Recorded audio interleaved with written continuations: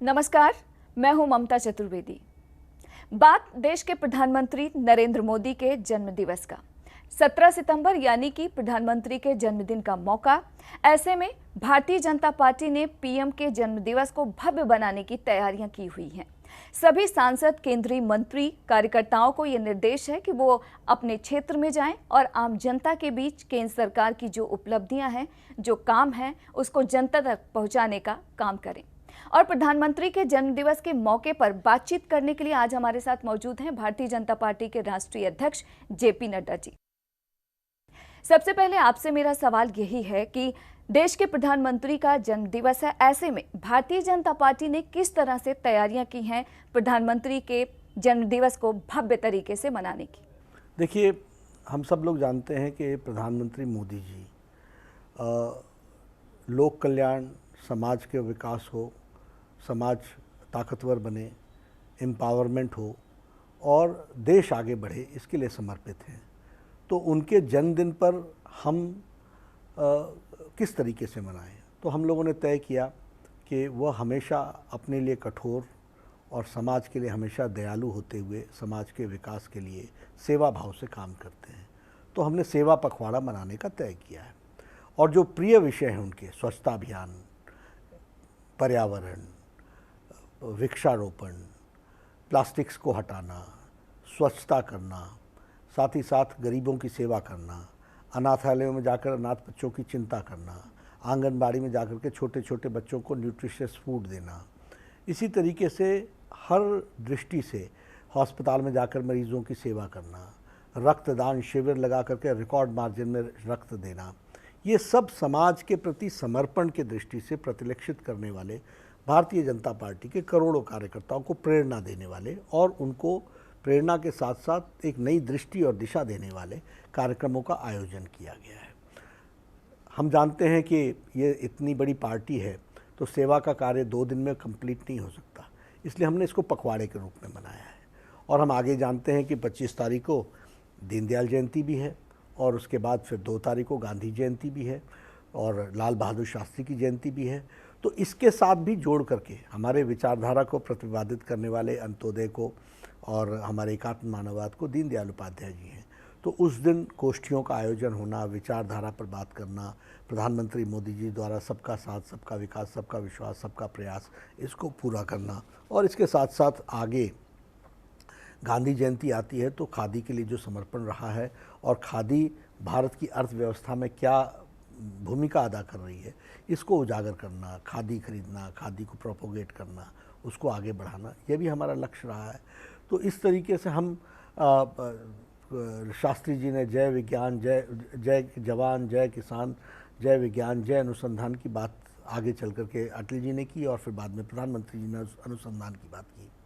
तो मोदी जी ने जय जवान के लिए क्या किया, जय किसान के लिए क्या किया, जय विज्ञान के लिए क्या किया, जय अनुसंधान के लिए क्या किया, ये सारी बातों को रखते हुए इस पखवाड़े के माध्यम से हम मोदी जी के जन्मदिन से लेकर गांधी जी की जयंती तक हम पूरे कार्यक्रम को पूरा करने का हम लोगों का प्रयास है। इसके अलावा अगर प्रधानमंत्री के जन्मदिवस की बात करें या फिर प्रधानमंत्री के कार्यशैली की बात करें और उनके संघर्षों की बात करें, प्रधानमंत्री का जो सफर रहा है वो सभी लोग जानते हैं। आपके लिहाज से एक चाय वाले से लेकर देश के प्रधानमंत्री बनने तक के सफर को आप कैसे देखते हैं और साथ ही आपके हिसाब से प्रधानमंत्री नरेंद्र मोदी यूथ आइकॉन कैसे बने? देखिए, उनका समर्पण और उनका लक्ष्य के तरफ कार्य करने की अटूट इच्छा शक्ति और सतत विचारशील होकर के समाज के लिए क्या उपयोगी है, देश के लिए क्या उपयोगी है, क्या हमको देश को आगे ले जाने के लिए चाहिए, इसके प्रति हमेशा विचारशील रहना और विचारशील होने के साथ साथ उसको एक अमली जामा पहनाना, उसको पूरा करना, ये इसके प्रति उनकी अटूट कमिटमेंट रही है। और इसलिए यूथ ही नहीं, सारा समाज, सारा देश इस बात से प्रभावित होता है। आप देखिए, कोरोना आया, सारे देश कोरोना को कैसे लड़ेंगे इस पर अपना स्ट्रैटेजी नहीं बना पाए, लेकिन प्रधानमंत्री मोदी जी ने कड़े फैसले लिए, कठोर फैसले लिए, बुलंद फैसले लिए और देश की 130 करोड़ जनता को कोरोना से बचाने के लिए सक्षम बनाया और हम जीत कर आए। आज हम और आप जब बैठे हैं बिना मास्क के बैठे हैं, 217 करोड़ डबल डोज लगाकर, बूस्टर लगा करके बैठे हैं। ये सुरक्षा कवच देने का काम प्रधानमंत्री मोदी जी ने किया है। दुनिया के बाकी देश अब मास्क लगा करके खड़े हो गए, तो ये हमको मालूम है कि हमको इस तरीके से, किस तरीके से हम लोगों ने इसको ताकत देने का, प्रधानमंत्री मोदी जी ने इस विषय को की लड़ाई लड़ी। उसी तरीके से अगर हम देखें, अफ़गानिस्तान से लोगों को लाने की बात थी। अगर हम देखें काठमांडू में जब भूकंप आया तो वहाँ राहत पहुँचाने की बात देखें। अगर हम देखें यूक्रेन से बच्चों को लाने की बात देखें, बिना समय गंवाए हुए पूरी ताकत के साथ defence ministry, aviation ministry, external affairs ministry को लगा करके सभी लोगों को सुरक्षित लाने का काम किया। उद्देश्य स्पष्ट था, देश की सेवा करना स्पष्ट था, लक्ष्य की प्राप्ति करने के लिए योजन स्पष्ट था और उसको अक्षरशः इम्प्लीमेंट करना और अंत तक उसको इम्प्लीमेंट करना, ये उनकी खूबी रही है। इसलिए यूथ भी हो, समाज हो, देश हो, उनके योजन के प्रति हमेशा उसकी तारीफ़ भी करता है।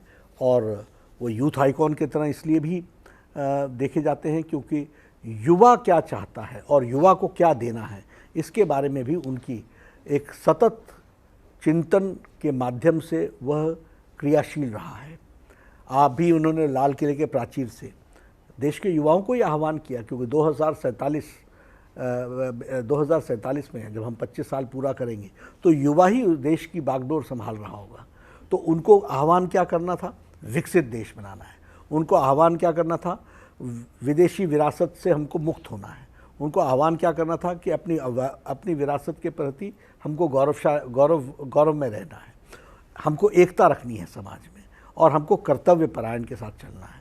तो यह सोच और इसके प्रति युवा हमेशा प्रेरित होता है।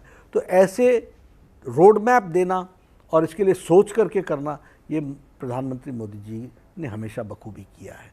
तो ये हमको देखने को मिलता है।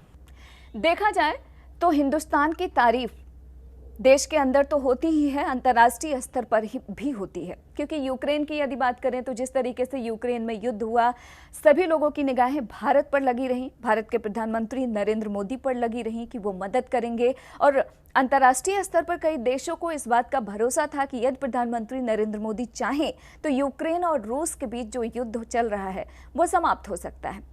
और देखा जाए तो वर्तमान में हिंदुस्तान का जो मान सम्मान है उसमें बहुत ज़्यादा इजाफा हुआ है। जिस तरीके से भारत की उपलब्धियां हैं अंतर्राष्ट्रीय स्तर पर, भारत की जो नीतियां हैं, उसकी क्रेडिट आप किसे देंगे? निश्चित रूप से उन्होंने, प्रधानमंत्री जी ने स्पष्ट रूप में कहा, न आंखें झुका के मिलेंगे, न आंखें उठा के मिलेंगे, आंखों में आंखें डाल के मिलेंगे। इसका मतलब क्या हुआ? हम सब के प्रति सद्भाव रखेंगे, लेकिन भारत के इंटरेस्ट को हमेशा ध्यान में रखेंगे। और यूक्रेन में भी उन्होंने भारत के इंटरेस्ट को हमेशा ध्यान में रखा और भारत के इंटरेस्ट के साथ साथ सबके साथ सद्भाव रहे, इस बात की चिंता की है। अगर 100 देशों को वैक्सीन पहुंचाई है, अगर 50 देशों को मुफ्त वैक्सीन पहुंचाई है, तो ये हमारा वसुधैव कुटुंबकम, ये वर्ल्ड इज़ वन फैमिली, इसको प्रतिलक्षित करता है। इसके साथ साथ हमारे भारत के लोगों का इंटरेस्ट यह प्राइमरी रहे, यह उन्होंने स्पष्ट रूप में, क्योंकि वह लक्ष्य से स्पष्ट हैं और उस लक्ष्य की प्राप्ति के लिए इन सब चीज़ों को करने के लिए वो आगे बढ़ते हैं। आखिरी सवाल आपसे, राजपथ से लेकर कर्तव्य पथ के सफर को आप कैसे देखते हैं? क्योंकि जिस तरीके से लगातार कई चीज़ों का नाम बदला गया और अब राजपथ का नाम बदला गया और कर्तव्य पथ किया गया, इसको लेकर तमाम राजनीतिक दल लगातार बयान भी दे रहे हैं, आलोचना भी कर रहे हैं, लेकिन आपके हिसाब से राजपथ से लेकर कर्तव्य तक होने का मायने क्या है? नाम ही नहीं बदलते हैं, काम भी बदलते हैं। राजपथ से बोध क्या होता था? किंग्स वे, यानी आने वाला व्यक्ति भी राज करने के लिए आया है, घूमने वाला व्यक्ति भी समझता था यहाँ राजा रहते हैं। आज कर्तव्य पथ से क्या बोध होता है? आने वाला व्यक्ति भी सोचता है कि हम यहाँ आए हैं तो हमको कर्तव्य का पालन करना है, और गुजरने वाला व्यक्ति भी के ध्यान में आता है, संस्कार पैदा होता है कि यहाँ जो भी आएगा वो कर्तव्य के पालन के लिए आएगा। तो नाम ही नहीं बदलना है, काम बदलना है, संस्कार बदलना है। और उन्होंने तो लाल किले के प्राचीर से कहा कि पुरानी जो हमारी गुलामी की पहचान है उससे हमको मुक्त होना है, तो वो उन्होंने करके दिया है। लोक कल्याण मार्ग, रेस कोर्स। अब रेस कोर्स की अगर हम बात करें तो वह शब्द और लोक कल्याण मार्ग, अब आज वह स्थान लोक कल्याण के लिए उसने कई स्कीम्स दे करके देश की तस्वीर बदली है, तो आज वो सच में लोक कल्याण मार्ग है और वो लोक कल्याण की जगह है। तो यह संस्कार के साथ जोड़ते हुए प्रेरित करने वाला, दृष्टि देने वाला ऐसे नामकरण करना, और नाम ही नहीं करना, काम भी वैसे करना, और काम पहले करना तब नाम बनाना। आपने हमें समय दिया, उसके लिए आपका बहुत बहुत शुक्रिया। धन्यवाद। तो आप सुन रहे थे, हमारे साथ मौजूद थे भारतीय जनता पार्टी के राष्ट्रीय अध्यक्ष जेपी नड्डा जी, जिन्होंने बताया कि देश के प्रधानमंत्री नरेंद्र मोदी की अंतर्राष्ट्रीय स्तर पर छवि किस तरह से है, और क्योंकि प्रधानमंत्री का जन्मदिन है, ऐसे में भारतीय जनता पार्टी ने तमाम तैयारियां की हुई हैं प्रधानमंत्री के जन्मदिवस को भव्य तरीके से मनाने की। हालांकि प्रधानमंत्री की तरफ से निर्देश है कि उनका जन्मदिन ना मनाया जाए, लेकिन पार्टी की तरफ से अलग अलग तरीके से प्रधानमंत्री के जन्मदिन दिवस को यादगार बनाने की कोशिश की जा रही है, ताकि जो केंद्र सरकार की उपलब्धियां हैं वो देश की जनता तक पहुंच सके। फिलहाल आप हमें इजाजत दीजिए और देखते रहिए जनतंत्र टीवी।